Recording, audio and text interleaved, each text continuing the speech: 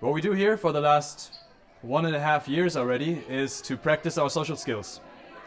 And that is something that many people would never consider doing. In fact, very few people even know that it's something that you can do. Very few people know that you can improve your communication, your public speaking, your speaking to strangers, and even fewer people do it in a way that's ethical, consensual, and respectful. And so, a while ago I started this, and it has become kind of a small movement of people who want to figure this out, and it's a very difficult challenge. It's very hard to figure out how to talk to strangers in a confident, effective, and still very respectful way. And for some people it might just not be necessary because they naturally learn this. But for me, certainly, I had to learn this at a later stage in time. Because it was around when I was 23, 24 that I realized that I have a big pain in my life. And I didn't have a lot of other pains. I was more of a nerd growing up. I was really good at school. I was actually the best at my high school, then I went to university, I topped that class as well. And then I went on to some of the best universities in the world, and I was always on top of my academic game. But guess what? And some of you might have already noticed this, I'm actually not that intelligent. I'm not extremely intelligent, and so the way I succeeded at school was brute force, hard work. I just put in a lot of hours. And with those hours, obviously, I had to sacrifice other areas of my life. And what I sacrificed was relationships, social life, having fun. My mom always used to tell me that it's better to be alone than in bad company. And so that meant I was mostly alone because my mother deemed most of the people out there bad company. And maybe in some ways she was right, because it is pretty hard to find compatible people. And so I just didn't bother doing it at all. I just focused on school and I got to the top of that academic ivory tower. And when I was about to get my PhD, so the highest accolade in academia, that's when I realized that something was off. I wasn't actually happy living that life of an academic. I looked at the professors that I was learning from and I realized that I don't want that life at all. But that didn't really stop me. I just kept following the program, following someone else's dream, making my parents happy. The one thing that actually made a big change that really triggered me was that I was completely unable to find a romantic partner.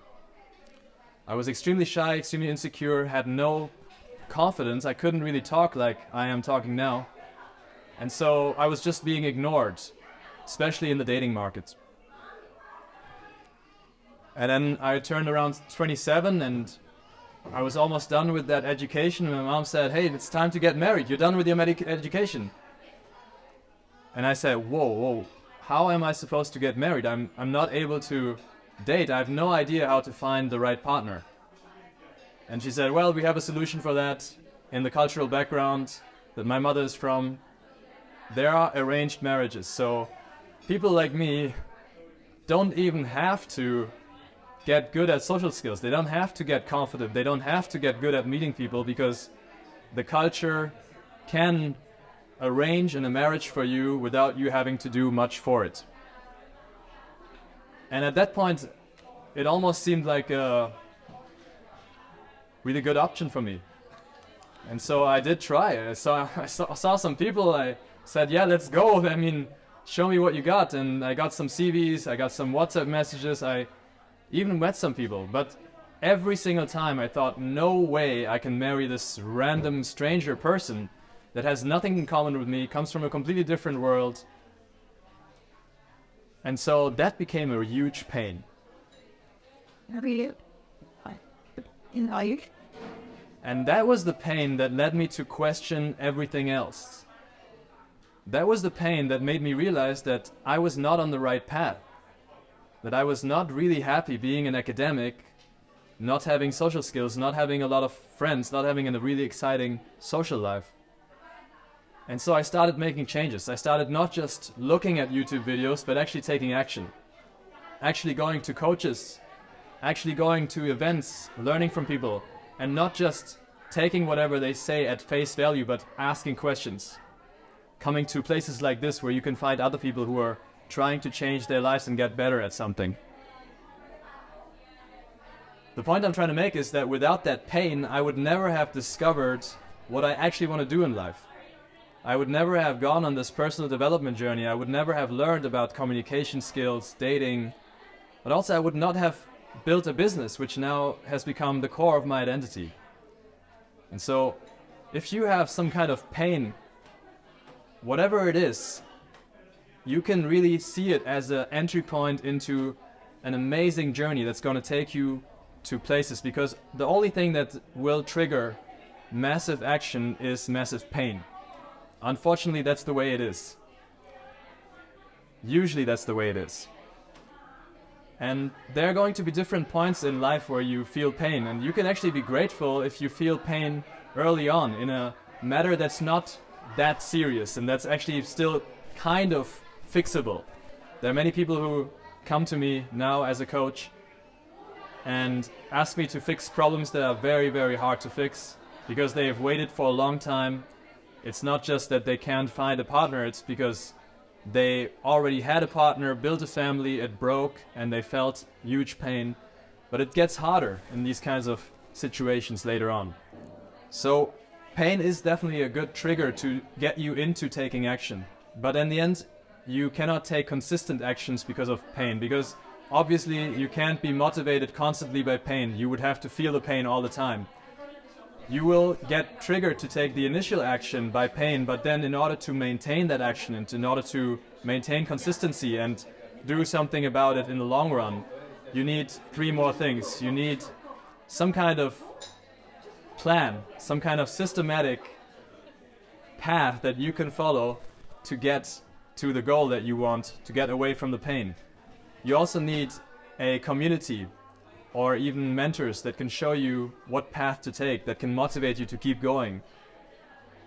Ideally, these are people that are just a few steps ahead of you. Ideally, these are not people that are like completely out of your reach, that have nothing to do with your reality because they're already famous. Ideally, these are people who are close to your pain but have already moved forward a few steps. And then third, you need a mindset shift. This is the most difficult thing to do. And I'll tell you one last little secret before we wrap up here.